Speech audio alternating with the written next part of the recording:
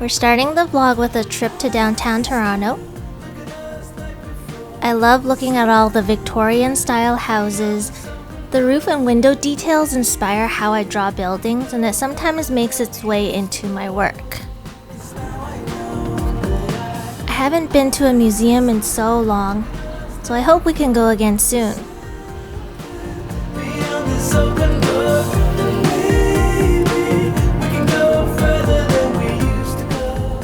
It's my first time at this Muji location since they expanded. I want to pick up some notebooks and trays. Hills and valleys will meet us in this room. We must prepare for the worst scenario.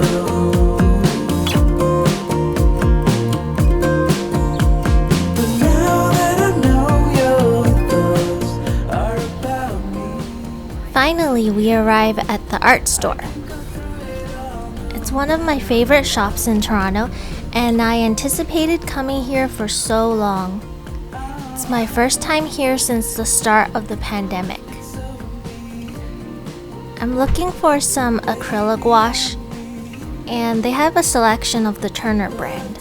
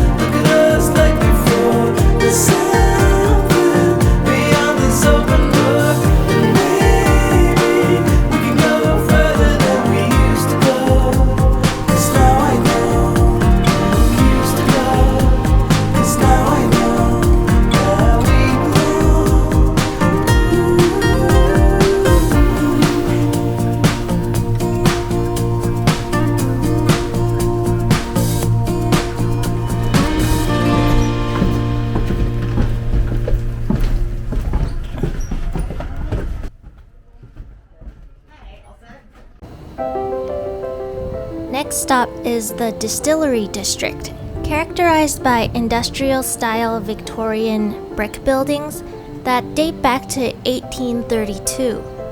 It's converted to a collection of shops, galleries, studios, cafes, and even a performance theater. And there are actually over 40 heritage buildings here. This is a vintage film camera that belonged to my great-uncle. These buildings are a great fitting backdrop for such a retro camera, but it was quite an adventure, as you will see.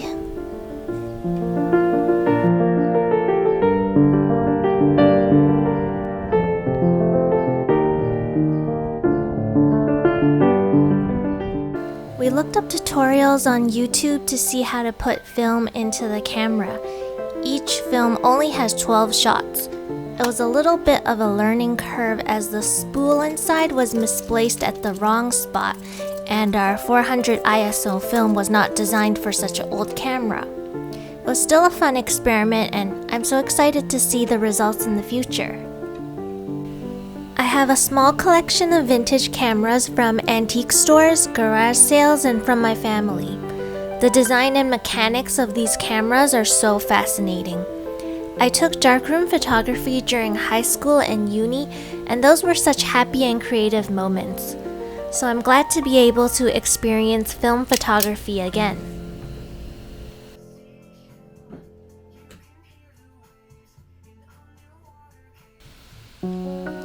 Here's the haul from the art store we went to earlier. Acrylic gouache, hot press watercolor paper, and ink for a future screen printing project. From Muji, I got some notebooks and shallow trays. I used the trays to store my outlining pencils.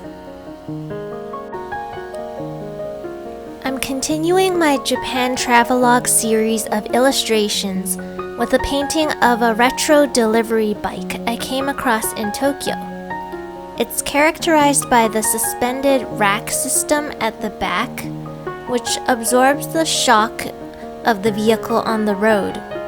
I was really happy to hear from one of my followers about the history of the bike, how it was said to have been invented by a soba shop in the 60s and only manufactured in Tokyo too. I've also painted a variety of retro Japanese vehicles in the past too. Something about the compact design, colors, and graphics are very timeless and appealing to me. I'm outlining the pencil sketch with pencil crayon and selecting the outline color to best match the painted object.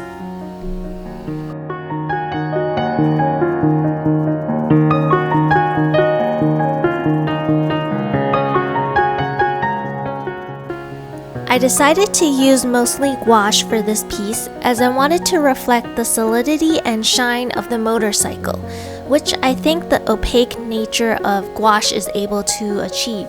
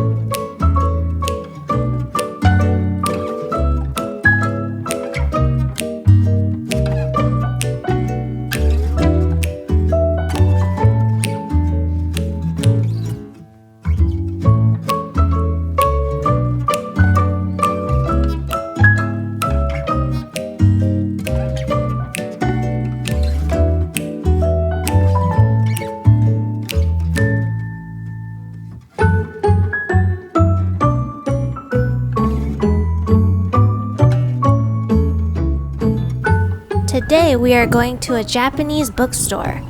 I'm eager to look for my favorite illustrator's books. Yoshitake Shinsuke is a children's book author-illustrator. This was the first book I read of his and was really impressed at how he handled the concept of death in such a creative and hopeful manner. Oh look, they have Kuroneko Takyubin courier service. I love the look of their delivery vehicle so much. They had one of his newest illustrated essay books about greed. Yay! We picked up the obligatory mochi and Hamburg bento. We then dropped by a Japanese lifestyle goods store. It's quite a big store and selling the same things as 100 yen shops in Japan. They have a selection of art supplies and stationery.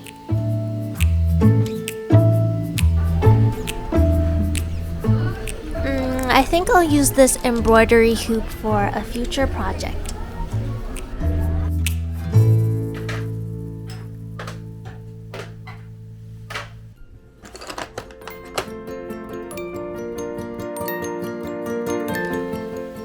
For my next painting, I'm drawing a cozy little coffee shop I came across at Kappabashi District, which is nicknamed the Kitchen Town in Tokyo.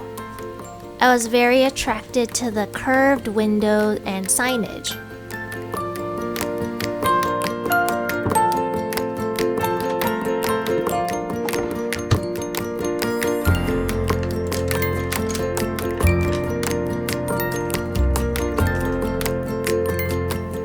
I'm painting the building with gouache. I want the opaque finish of gouache to convey the solidity of tiles and concrete.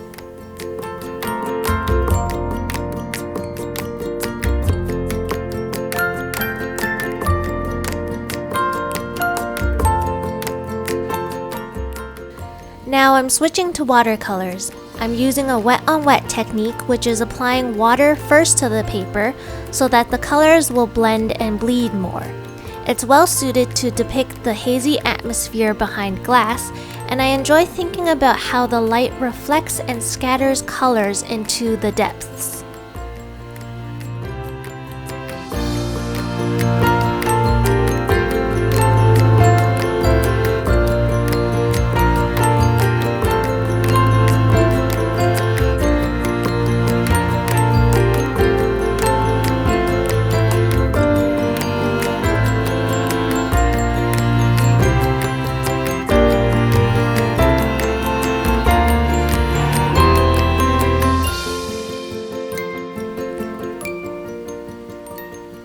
I hope you enjoyed seeing this painting come to life.